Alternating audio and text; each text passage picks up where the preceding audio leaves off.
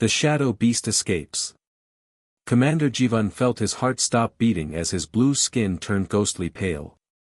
The most dangerous creature in the galaxy was walking slowly out of its prison cell, and there was nothing anyone could do to stop it. The shadow beast was enormous, black as the void of space itself, with razor-sharp teeth longer than a grown man's arm.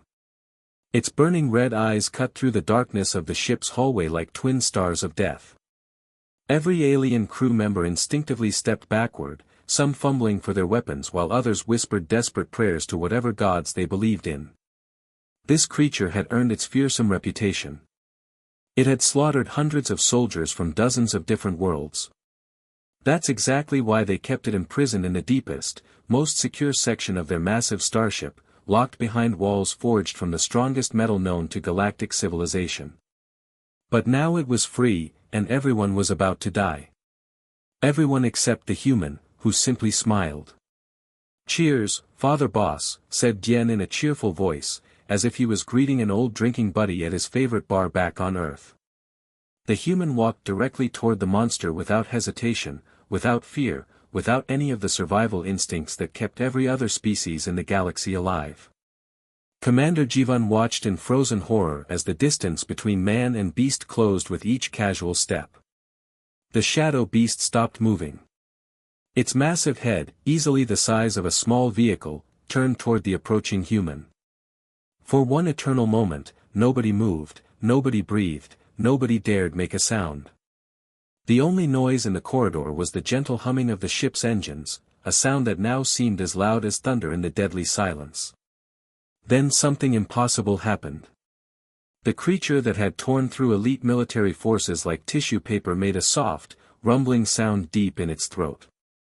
It was almost like the purring of a house cat, but infinitely deeper and more powerful, a sound that seemed to vibrate through the metal floors and walls of the ship itself. Commander Jivan's mouth fell open. His universal translator must be malfunctioning. This couldn't be real. An impossible friendship.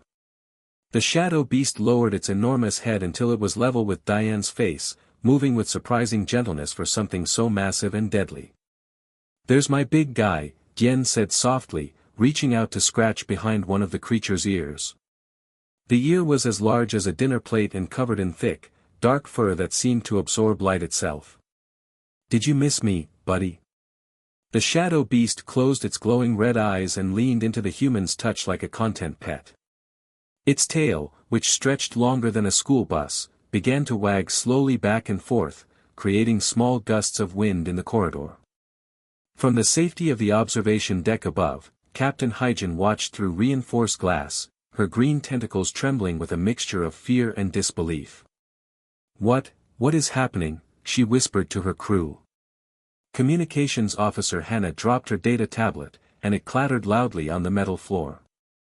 "The human is petting it," she said, her voice barely above a whisper.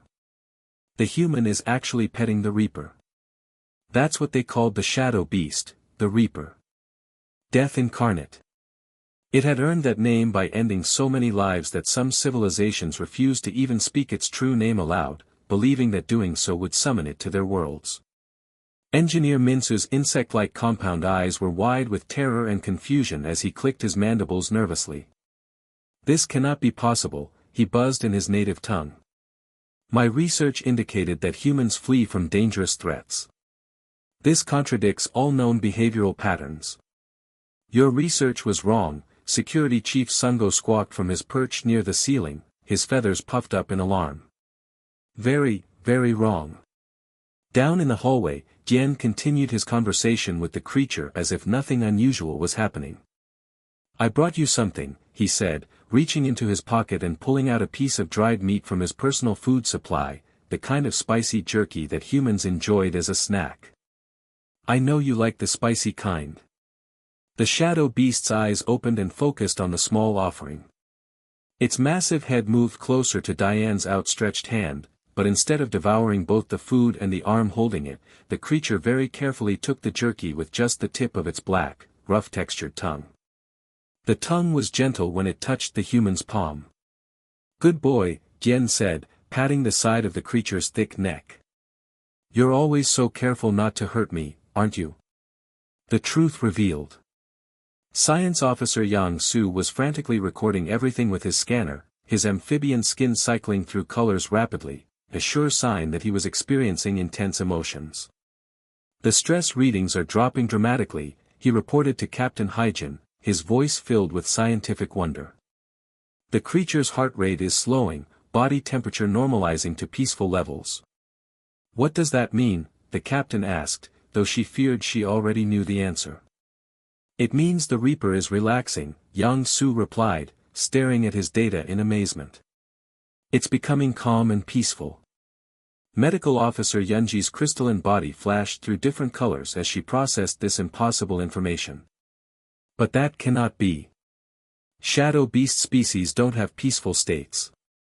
They exist in constant states of aggression, always hunting, always killing. Maybe we were wrong about that too, Captain Hyjin said quietly, her worldview crumbling with each passing moment.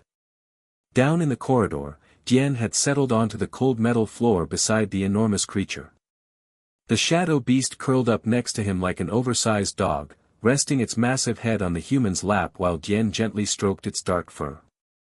I had a really long day today, Jian was saying conversationally, as if he were talking to an old friend. The food processors in Section 7 broke down again. Took me 4 hours to fix them, and my back is absolutely killing me. The shadow beast made that deep purring sound again, seeming to listen to every word with genuine interest.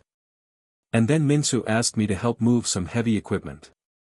You know how those insectoid guys are, they think because humans have good muscle density, we should handle all the heavy lifting. Commander Jivan finally found his voice, though it shook with fear. Human Jian, he called out carefully, please step away from the creature. Very slowly. Jian looked up with genuine confusion. Why? He's fine. He's not going to hurt anyone. He. Communications Officer Hannah repeated from above.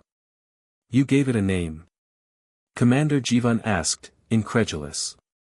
Of course I gave him a name, Jian replied, as if this were the most natural thing in the universe. You can't just call someone the creature all the time. That's incredibly rude. The shadow beast, apparently now called Bomb, looked up at Jian with those glowing red eyes, but somehow they seemed less like burning coals and more like warm embers in a fireplace. Everyone deserves a friend, Jian said simply, his hand still gently stroking the creature's fur. Even scary-looking guys like Bomb here. The shadow beast made a soft huffing sound, almost as if it were agreeing with the human's philosophy. The beginning of understanding. 3 hours later, the entire crew sat in the main meeting room, still reeling from what they had witnessed. Captain Hyjin had ordered the shadow beast back to its containment area, but significantly, the cell door had been left open. The creature had returned willingly when Jian had simply asked it to. Start from the beginning, Captain Hyjin commanded, her tentacles still slightly trembling. Tell us everything. Jian looked around the room at the diverse collection of alien faces staring at him with mixtures of fear, curiosity, and disbelief. He scratched his head and smiled in that easy, relaxed way that humans did. Well, it started about 6 months ago. I was working the night shift, fixing coolant pipes in the lower levels. That's when I first heard him crying. Science Officer Yang Su leaned forward, his skin shifting to an excited yellow-green pattern. Shadow beasts don't cry. They lack the necessary tear ducts. Not crying with tears, Jian explained patiently. Crying with sound. Like whale songs back on Earth, but infinitely sadder. Much, much sadder. He paused, looking down at his hands with a distant expression. I recognize that sound because I made the same sound when I first left Earth, when I missed my family so much it felt like my chest was caving in.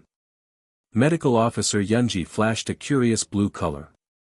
You recognized emotional distress in an alien species? Pain sounds the same everywhere, Jian said with simple wisdom. Doesn't matter if you're human or whatever species BOM is. Loneliness hurts the same way, in the same deep places inside you. Commander Jivan still couldn't process what he was hearing. So what did you do? I sat down outside his cell and listened. Every night for 2 weeks, I spent my dinner break just sitting there on the floor. He would make those heartbreaking sounds, and I would eat my food and just listen. Tien smiled at the memory. Then one night, I started talking to him. Just normal stuff, you know. About my day, about the broken pipes, about how the food synthesizer in Section 3 makes absolutely terrible coffee. And the creature responded? Captain Hygiene asked, fascinated despite her fear. Not at first. But he stopped making the sad sounds when I talked. So I kept talking. Every night, same time, same spot on the floor outside his cell. Communications Officer Hannah shook her reptilian head in disbelief. This is impossible. The Reaper killed 3 of my people when we first captured it. It broke Security Chief Maldo's arm in 4 places. Because you were hurting him, Tien said, his voice becoming firm and protective. Think about it logically. You ripped him away from his home planet, stuck him in a tiny metal box, poked him with needles, and shocked him with electricity. Of course he fought back. Wouldn't you? The room fell silent as everyone remembered the brutal capture mission. They had used heavy weapons, knockout gas, and military-grade restraints. The Shadow Beast had injured dozens of their soldiers before they had finally subdued it. You're saying it was self-defense? Security Chief Sungo asked from his perch, his voice uncertain. Wouldn't you fight if someone kidnapped you and locked you in a cage? Tien asked quietly. Engineer Minsu clicked his mandibles thoughtfully. The human raises a valid point. We never attempted peaceful first contact protocols. A new understanding.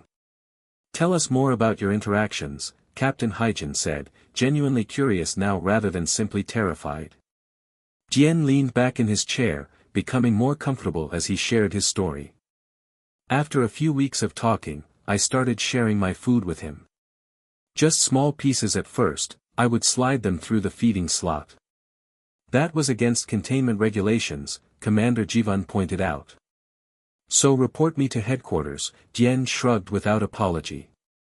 The guy was hungry. The rations you were giving him were barely enough to keep him alive. We were following standard containment procedures, Medical Officer Yunji said defensively. Your standard procedures were slowly starving him to death, Tien replied firmly. No wonder he was angry all the time. Science Officer Yang Su was taking detailed notes on his tablet. What happened when you began supplementing his nutrition? He started trusting me, little by little. First, he would only take the food when I wasn't looking.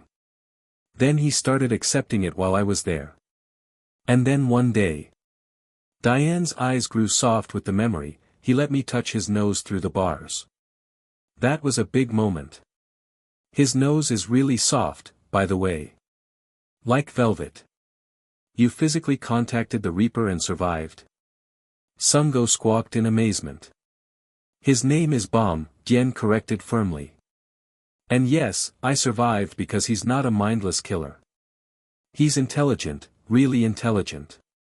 Smarter than most people I've met, actually. What makes you believe that? Captain Hygiene asked. He learned my schedule. He would start making happy sounds when he heard my footsteps coming down the corridor. He learned my name, well, his version of it. He can't make human sounds, but he tries. Tien demonstrated by making a low rumbling noise that did sound remarkably like Tien. The creature taught itself to vocalize your name? Yang Su asked excitedly. Not just my name. He learned other words too. Food sounds like a gentle growl. Friend sounds like purring. Good is a soft huff through his nose. Tien paused, looking around the room. There's more. About 3 months ago, I got really sick, food poisoning from something I ate in the cafeteria. I could barely walk to work, but I didn't want to leave Bomb alone. He took a breath before continuing. Bom knew something was wrong the moment he saw me. He started making worried sounds, and when I collapsed outside his cell, he actually bent the metal of the feeding slot trying to reach me. Bent the reinforced steel. Commander Jivan repeated in disbelief. With his claws, trying to get to me because he was worried. Diane's voice grew warm. When the medical team found me, BOM was making the most pitiful sounds, like he was crying for help. The room was completely silent now. Everyone was grappling with a fundamental shift in their understanding of the universe. Captain Hygen stood up slowly. If what you're telling us is true, then we've been treating an intelligent, emotional being like a monster. Not just intelligent, Yen said quietly. Lonely. Scared. Probably missing his own family just like I missed mine. What do you propose we do? The captain asked. Yen smiled, that same easy, confident smile he'd worn when facing down the most dangerous creature in the galaxy. We start by saying we're sorry. Then we ask BOM what he wants. Maybe he just wants to go home. 6 months later, the galactic community received their first formal diplomatic communication from the Shadow Beast homeworld. It was a simple message, translated through a human intermediary named Yen: "Thank you for returning our child. We would like to be friends." The universe suddenly seemed like a much less lonely place. The end.